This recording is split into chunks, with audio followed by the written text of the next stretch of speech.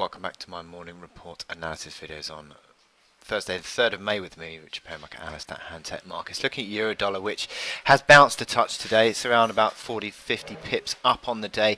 That has come as the market's still factoring in the Fed, I think, from yesterday.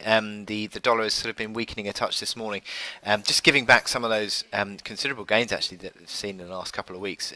But that downtrend is still intact. That downtrend comes in at 2030 today, so still about 35 pips away from that downtrend. But you can see here that you've got the overhead sort of resistance area 2090 to 2155. I think that would be sort of a classic area for a sort of a rally to sort of falter if it were to break this downtrend. And I think at the moment it is just an unwinding move, and I think that we're going to see further dollar strength in due course. I don't necessarily think that this is at the moment going to be sort of the beginning of a considerable rally. The RSI has ticked higher, back above 30.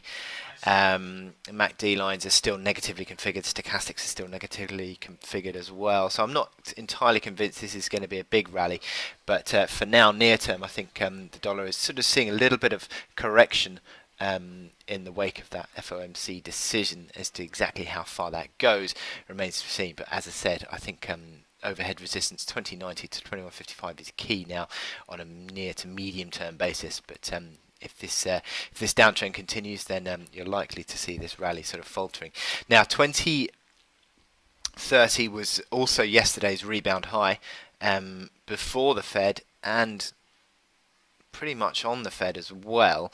So that is your near-term resistance, and there's a sort of basis of resistance around 2050 as well.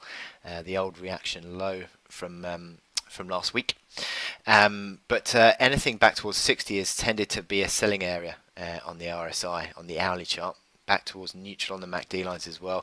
So we're sort of getting into that territory, aren't we? Sort of 2030, at which sort of where that downtrend comes in, also that resistance, RSI back towards 60. This is sort of becoming a bit of a crossroads near term, you would argue, and it'll be interesting to see if it breaks that. But if it fails around 20 to 2030, then I think that is a selling opportunity for renewed downside.